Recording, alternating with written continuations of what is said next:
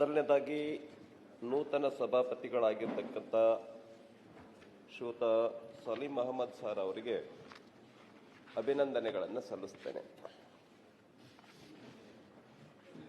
ಒಂದು ಸುದೀರ್ಘವಾಗಿರ್ತಕ್ಕಂಥ ಇತಿಹಾಸ ವಿಧಾನ ಪರಿಷತ್ಗೆ ಇದೆ. ನಾನು ಏನು ಮಾತಾಡಬೇಕು ನಮ್ಮ ಸಭಾಪತಿಗಳ ಬಗ್ಗೆ ಅಂತ ಯೋಚನೆ ಮಾಡ್ತಾ ಇದ್ದೆ. ತಮ್ಮ ತಲೆಯ ಮೇಲೆ 2 ತಲೆಯ ಗಂಡು ಬೇರುಂಡದ ಪಕ್ಷಿ ಇದೆ. ಯಾಕೆ 2 ತಲೆ? ಯಾಕೆ ಅದ್ರ ಸಿಂಬಲ್? ಏನು ಅರ್ಥ ಕೊಡುತ್ತೆ ಅದು ಅಂತ ನಾನು ಯೋಚನೆ ಮಾಡ್ತಾ ಇದ್ದೆ. ಮತ್ತು ಸಭಾಪತಿ ತಲೆಯ ಮೇಲೇನೆ ಯಾಕೆ ಅದನ್ನ ಚಿತ್ರೀಕರಿಸಿದ್ದಾರೆ ಅಂತ ನನಗೆ ಅರ್ಥ ಆಗಿದ್ದೇನು ಅಂದ್ರೆ ಸಭಾಪತಿಗಳು 2 ತಲೆಯ ಪಕ್ಷಿಯನ್ನ ಗಮನದಲ್ಲಿಟ್ಕೊಂಡು ಯಾವುದೇ ಒಂದು ಪಕ್ಷಿಗೆ ಕಹಿ ಹಣ್ಣು ಸಿಕ್ಬಿಟ್ರೆ ಆ ಪಕ್ಷಿ ಸತ್ತೋಗ್ಬಿಡುತ್ತೆ. ಸಮಾಜ ಅನ್ನುವಂತ ಒಂದು ಪಕ್ಷಿಗೆ 2 ತಲೆ ಇದೆ. ಅಲ್ಲಿ ಯಾವುದೇ ಒಂದು ತಲೆಗೆ ಕಹಿ ಹಣ್ಣು ಸಿಕ್ಬಿಟ್ರೆ ಪಕ್ಷಿ ಸತ್ತೋಗ್ಬಿಡುತ್ತೆ. ಅದಕ್ಕೆ ಮಧ್ಯ ಕೂತಿರೋದು. ಅದಕ್ಕೆ ನೀವು ಅದಕ್ಕೆ 2 ತಲೆ ಪಕ್ಷಿಗೆ 2 ತಲೆಗೂ ನ್ಯಾಯ ಸಿಗಬೇಕು. ಆ ಕಡೆಗೂ ನ್ಯಾಯ ಸಿಗಬೇಕು, ಈ ಕಡೆಗೂ ನ್ಯಾಯ ಸಿಗಬೇಕು. ಆ ಅರ್ಥದಲ್ಲಿ ಆ 2 ತಲೆಯ ಪಕ್ಷಿಯನ್ನ ಚಿತ್ರೀಕರಿಸಿದ್ದಾರೆ. ಆ ರೀತಿಯ ಒಂದು ನ್ಯಾಯವನ್ನ 2 ಕಡೆಗೆ ತಾವು ಕೊಡ್ತೀರಾ ಅಂತ ನಾನು ಈ ಸಂದರ್ಭದಲ್ಲಿ ಆಶಾಭಾವನೆಯನ್ನ ವ್ಯಕ್ತಪಡಿಸ್ತೇನೆ. ಒಂದೇದು, ನಾನು ಗುಲ್ಬರ್ಗ ಜಿಲ್ಲೆಯ ಜೇವರ್ಗಿಗೆ ಹೋಗಿದ್ದೆ. ಅಲ್ಲಿ ಒಬ್ರು ತುಂಬಾ ಯುವ ಸನ್ಯಾಸಿ, ಅವ್ರದ್ದು ಪೀಠಾರೋಹಣ, ಜಾಸ್ತಿ ಸಮಯ ತಗೊಳ್ಳಲ್ಲ, ಪೀಠಾರೋಹಣ ನಡೀತಾ ಇತ್ತು. ಆ ಪೀಠಾರೋಹಣ ಕಾರ್ಯಕ್ರಮಕ್ಕೆ ನೀವು ಬರಬೇಕು ರವಿಕುಮಾರ್ ಅಂತ ಕರೆದ್ರು. ನಾನು ಹೋದೆ. ಸುಮಾರು ಹೊತ್ತು ನಡೀತು, ಹೋದೆ. ನಾನು ಇವತ್ತಿನಿಂದ ನಮ್ಮ ಮನೆಗೆ ಹೋಗಲ್ಲ, ಇವತ್ತಿನಿಂದ ನಮ್ಮ ಸಂಬಂಧಿಕರ ಮನೆಗೆ ಹೋಗಲ್ಲ ಅಂತ ಹೇಳಿದ್ರು. ಅವ್ರ ಎದುರುಗಡೆ ತಾಯಿ ಕೂತ್ಕೊಂಡಿದ್ರು. ಆ ಮಾತನ್ನ ಹೇಳಿದ ತಕ್ಷಣ ಅವ್ರ ತಾಯಿ ಮಗನನ್ನ ನೋಡ್ತಾ ಇದ್ದಾರೆ. ಮಗ ಸನ್ಯಾಸಿ ಹೇಳ್ತಾ ಇದ್ದಾರೆ, ಇನ್ನು ಮುಂದೆ ನನಗೆ ಯಾವುದೇ ಮನೆ ಇಲ್ಲ, ನಾನು ಮಠದಲ್ಲಿರ್ತೇನೆ, ನನಗೆ ಆಸೆಗಳಿಲ್ಲ. ಸನ್ಯಾಸಿಗೆ ಈವನ್ ಮಿರರ್ ಕೂಡ ಇರಲ್ಲ, ಮುಖನೂ ಕೂಡ ಮಿರರ್ನಲ್ಲಿ ನೋಡ್ಕೋಬಾರ್ದು. ಆ ಥರದ ಎಲ್ಲ ವಿಚಾರಗಳಿದೆ. ಸನ್ಯಾಸಿಯ ಮಹತ್ವ ಅಪಾರವಾಗಿದೆ. ಅದನ್ನ ಇನ್ನೊಂದ್ಸರಿ ಚರ್ಚೆ ಮಾಡಿ.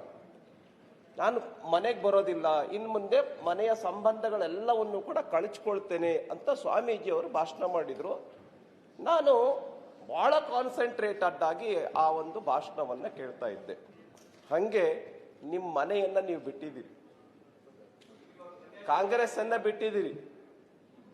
ಅದಕ್ಕೆ 2 ಮನೆಗೆ ಆ ರೀತಿಯ ನ್ಯಾಯವನ್ನ, ಸನ್ಯಾಸಿ ಬೇಡ, ಆ ರೀತಿಯ ವಿಚಾರಗಳಿದ್ರೆ ಸಾಕು. ಹಾಗಾಗಿ ಆ ರೀತಿಯ ನ್ಯಾಯವನ್ನ ತಾವು ಕೊಡ್ತೀರಿ ಅಂತ ಹೇಳಿ ನಾನು ಈ ಸಂದರ್ಭದಲ್ಲಿ ಆಶಾಭಾವನೆಯನ್ನ ಮತ್ತೊಮ್ಮೆ ವ್ಯಕ್ತಪಡಿಸ್ತೇನೆ. ಇನ್ನು ಜಾಸ್ತಿ ಜನ ಎಲ್ಲ ಮಾತಾಡಿದರೆ ನಮ್ಮ ಹೊರಟ್ಟಿ ಸಾಹೇಬರ ವಿಚಾರಕ್ಕೆ ಬರ್ತೇನೆ. ನೋಡಿ, 2000ಕ್ಕಿಂತ ಹೆಚ್ಚು ದಿನಗಳ ಕಾಲ ಅವರು ಸಭಾಪತಿ ಆಗಿದ್ದಾರೆ. 5 ವರ್ಷ 6 ತಿಂಗಳು, 2000ಕ್ಕಿಂತ ಹೆಚ್ಚು ದಿನಗಳು.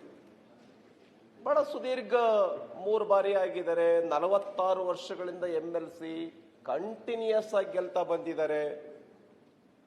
ಅವ್ರಿಗೂ ಕೂಡ ಸಾಕಷ್ಟು ಇಡೀ ರಾಜ್ಯಾದ್ಯಂತ ಗುರುತಿಸ್ತಾರೆ. ಅವ್ರದೇ ಆಗಿರ್ತಕ್ಕಂಥ ಒಂದು ದೊಡ್ಡ ವಲಯ ರಾಜ್ಯದಲ್ಲಿ ಇದೆ. ನಂದೇನಂದ್ರೆ, ಬಹಳ ನಮಗೂ ಗೊತ್ತು, ಅವ್ರಿಗೆ ಬಹುಮತ ಇದೆ, ಅವ್ರ ಸಭಾಪತಿ ಆಯ್ಕೆ ಆಗ್ತಾರೆ. ಎಲ್ಲರೂ ನಾವು ಚರ್ಚೆ ಮಾಡಿದ್ದೀವಿ. ನಮಗೇನು ಬಹಳ ದೊಡ್ಡ ವಿಷಯನೂ ಆಗಿರ್ಲಿಲ್ಲ. ಮಾಡ್ತಾರೆ. ಬೇಜಾರಾಗಿದ್ದೆಲ್ಲಿ ಅಂತ ಅಂದ್ರೆ, ಸಭಾಪತಿಗಳನ್ನ ಯಾವ ರೀತಿ ಗೌರವದೊಂದಿಗೆ ನಿರ್ಗಮನವನ್ನ ಕೊಡಬೇಕಾಗಿತ್ತು, ಆ ತರ ಕೊಡ್ಲಿಲ್ಲ. ನಾನು ಇದರಲ್ಲಿ ನೋಡಿದ್ದೀನಿ. ನೋಡಿ, ಹಿಂದೂ ಪತ್ರಿಕೆನಲ್ಲಿ ಇದೆ, ನಾನು ತೋರಿಸ್ತೇನೆ, ಚಿತ್ರ ಸಮೇತ ಬಂದಿದೆ. ಒಂದು 20-25 ಜನ ಸೀದಾ ಸಭಾಪತಿಗಳ ಕಚೇರಿಗೆ ಹೋಗಿದ್ದಾರೆ, ಕೂತ್ಕೊಂಡಿದ್ದಾರೆ. ಲೆಟರ್ ಎಲ್ಲ ತನ್ನಿ ಅಂತ ಹೇಳಿದ್ದಾರೆ, ಲೆಟರ್ ತರಿಸಿದ್ದಾರೆ, ಟೈಪ್ ಮಾಡಿಸಿದ್ದಾರೆ, ಅಲ್ಲೇ ಸಿಗ್ನೇಚರ್ ತೆಗೆದುಕೊಂಡಿದ್ದಾರೆ. ಈಗ ಇಂಥ ಒಬ್ಬ ಹಿರಿಯ ಸಭಾಪತಿಗಳಾಗಿದ್ದಂಥವ್ರಿಗೆ ಲೆಟ್ರೆಡ್ ಅಲ್ಲೇ ತರಿಸ್ಬೇಕು ಯಾಕಾಗಿತ್ತು? ಅಲ್ಲೇ ಯಾಕೆ ಸಿಗ್ನೇಚರ್ ಹಾಕ್ಬೇಕು ಅಂತ ಒತ್ತಾಯ ಮಾಡಬೇಕಾಗಿತ್ತು? ಇದು ಸರಿ ಆಗಲಿಲ್ಲ ಅಂತ ನನ್ನ ಭಾವನೆ. ಇನ್ನು ಎರಡನೇ ಅಂಶ, ಅವರೊಂದು ಪತ್ರಿಕೆಗಳಿಗೆ ಹೇಳಿಕೆಯನ್ನ ಕೊಟ್ಟಿದ್ದಾರೆ. ಪತ್ರಿಕೆಗಳನ್ನು ಕೂಡ ಕಾಂಟ್ಯಾಕ್ಟ್ ಮಾಡ್ತಾರೆ ಅವ್ರಿಗೆ, ಯಾಕೆ ಸಭಾಪತಿಗಳೇ ಏನಾಯ್ತು, ಯಾಕೆ ಬೇಜಾರದಲ್ಲಿದ್ದೀರಾ ಅಂತ ಕೇಳಿದಾಗ ಅವ್ರು ಹೇಳಿದ್ದಾರೆ. ಅವ್ರು ಏನು ಹೇಳಿದ್ದಾರೆ ಹಿಂದೂ ಪತ್ರಿಕೆಗೆ ನೋಡಿ, ಒಂದು 3-4 ಲೈನ್ ಇದೆ, ಓದ್ಬಿಡ್ತೇನೆ. ಇದನ್ನ ಹೇಳಿ ಮುಗಿಸ್ತೇನೆ, ಜಾಸ್ತಿ ಸಮಯ ತಗೊಳ್ಳಲ್ಲ. ಏನು ಹೇಳಿದ್ದಾರೆ?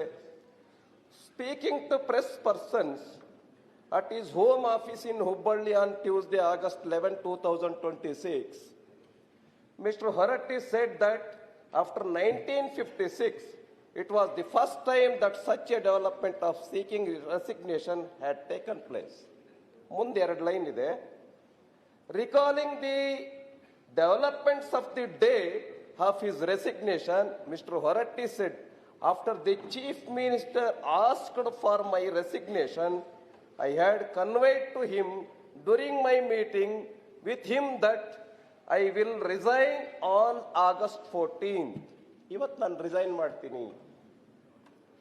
The day the House commences its proceedings after the condolence motion on August 13th, however on August 7th. ಇಷ್ಟೇ ಇವತ್ತು ಕೊಡ್ತಾ ಇದ್ರು. ಏನು ಹೇಳಿದ್ರು? ಎಲ್ಲರೂ ಕೂಡ ಇಷ್ಟೊಂದು ಕೋಆಪರೇಟ್ ಮಾಡಿದ್ದಾರೆ ನನಗೆ. ಇದುವರೆಗೆ ನನಗೆ ಕೋಆಪರೇಟ್ ಮಾಡಿರ್ತಕ್ಕಂಥ ಎಲ್ಲ ಗೌರವಾನ್ವಿತ ಸದಸ್ಯರಿಗೆ ನಾನು ಅಭಿನಂದನೆಯನ್ನ ಹೇಳಿ ಒಂದು ಗೌರವವಾಗಿರ್ತಕ್ಕಂಥ ನಿರ್ಗಮನವನ್ನ ನಾನು ಮಾಡ್ತೇನೆ ಅಂತ ಹೇಳಿದ್ರು. ಅದಕ್ಕೆ ಅವಕಾಶನೇ ಕೊಡಲಿಲ್ಲ. ಅಲ್ಲಿ ಹೇಳಿಬಿಟ್ಟು ಹೊಸ ಸದಸ್ಯರು ನಾವು ಕೋಆಪರೇಟ್ ಮಾಡ್ತಾ ಇದ್ವಿ. ಎಸ್, ನಮಗೆ 30 ಜನ ಇದ್ದಾರೆ, JDS BJP ಸೇರ್ಕೊಂಡು 30 ಜನ ಇದ್ದಾರೆ, ನೀವು 38-39 ಜನ ನೀವಿದ್ದೀರಿ. ಇದು ಕ್ವೈಟ್ ನ್ಯಾಚುರಲ್. ಯಾರಾದ್ರೂ ಕೂಡ ಅಂದಾಜು ಮಾಡ್ತಾರೆ. ಅವ್ರಿಗೆ ಬಹುಮತ ಬಂದಾಗ ಅವ್ರ ಸ್ಪೀಕರ್ ಒಂದಲ್ಲ ಒಂದಿನ ಸಭಾಪತಿ ಸ್ಪೀಕರ್ ಬಂದೇ ಬರ್ತಾರೆ. ನಾವು ಕೂಡ ಭಾವಿಸಿದ್ವಿ, ಎಲ್ಲರೂ ಭಾವಿಸಿದ್ರು. ಬಟ್ ಹಿರಿಯ ಶಾಸಕರು, ನಮ್ಮ ಹಿರಿಯ ಮುತ್ಸದ್ದಿ, ಅವ್ರಿಗೆ ಯಾವ ರೀತಿ ಗೌರವದೊಂದಿಗೆ ಕೆಳಗಡೆ ನಿರ್ಗಮನವನ್ನ ಮಾಡಬೇಕಾಗಿತ್ತು, ಅದನ್ನು ಮಾಡಲಿಲ್ಲ ಅನ್ನುವಂಥ ಪೇನ್ ಅವರಿಗೂ ಇದೆ. ಆದ್ರಿಂದ ಸಭಾಪತಿಗಳೇ, ಮಾನ್ಯ ಹೊರಟ್ಟಿ ಅವರು ಇಲ್ಲೇ ಇದ್ದಾರೆ. ಇದನ್ನ ನಾವು ಹೇಳಿತಾ ಇಲ್ಲ, ಆದ್ರೆ ಇದು ವಿಷಯ ಸಾಕಷ್ಟು ಪೇಪರ್ ಅಲ್ಲಿ, ಟಿವಿನಲ್ಲಿ ಬಂದಿದೆ. ಏನಾಯ್ತು ಅದು ಅಂತೇಳಿ. ಆದ್ರಿಂದ ಇಲ್ಲೇ ಇದ್ದಾರೆ, ಏನಾಯ್ತು ಅನ್ನುವಂಥದ್ದನ್ನ ಅವರು ಸ್ಪಷ್ಟೀಕರಣವನ್ನು ಕೊಡಬೇಕು. ಇನ್ನು ಮುಂದೆ ವಿಷಯಗಳು ಆರೋಗ್ಯಕರವಾಗಿ ಚರ್ಚೆ, ನಮ್ಮ ಎಸ್ ರವಿ ಅವರು ಚೆನ್ನಾಗೇ ಹೇಳಿದ್ರು, ಒಳ್ಳೆ ಪಾಯಿಂಟ್ ಹೇಳಿದ್ರು. ಎಸ್, ಕ್ವಾಲಿಟಿ ಡಿಕ್ರೀಸ್ ಆಗ್ತಾ ಇದೆ. ಇದ್ರ ಬಗ್ಗೆ ನಾವೆಲ್ಲರೂ ಕೂಡ ಯೋಚನೆ ಮಾಡಬೇಕಾಗಿದೆ. ಹೌಸ್ ಅಲ್ಲಿ ಆ ರೀತಿಯ ಗುಣಮಟ್ಟದ ಚರ್ಚೆ ಆಗಬೇಕು. ಇದು ಯಾರಿಗೆ ಲಾಭ? ಸಮಾಜಕ್ಕೆ ಲಾಭ. ಸಮಾಜಕ್ಕೆ ನ್ಯಾಯವನ್ನು ಕೊಡ್ತಕ್ಕಂಥ ಕೆಲಸ ಮಾಡಬೇಕಾಗಿದೆ.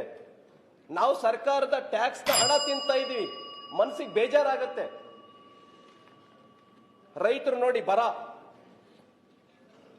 ಪೌರ ಕಾರ್ಮಿಕರು, ರೈತರು, ಆಮೇಲೆ ಪೆನ್ಷನ್ ತೆಗೆದುಕೊಳ್ತಕ್ಕಂಥವ್ರು ಎಲ್ಲ ಸಂಕಟದಲ್ಲಿದ್ದಾರೆ. ಎಸ್, ಇವೆಲ್ಲ ಚರ್ಚೆ ಆಗಬೇಕು. ಆದ್ರಿಂದ ಸಭಾಪತಿಗಳೇ, ಅವತ್ತೇನು ಡೆವಲಪ್ಮೆಂಟ್ ಆಯ್ತು, ಇದು ಖಂಡಿತ ನಮ್ಮ ವಿಧಾನ ಪರಿಷತ್ತಿಗೆ ಒಳ್ಳೆ ಹೆಸರನ್ನ ತರಲಿಲ್ಲ.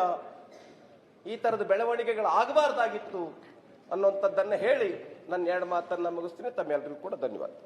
ಹೆಚ್ಚಿನ ವಿಡಿಯೋಗಳಿಗೆ ಪ್ರತಿಧ್ವನಿ ಯೂಟ್ಯೂಬ್ ಚಾನೆಲ್ ಸಬ್ಸ್ಕ್ರೈಬ್ ಮಾಡಿ, ಬೆಲ್ ಐಕಾನ್ ಕ್ಲಿಕ್ ಮಾಡಿ.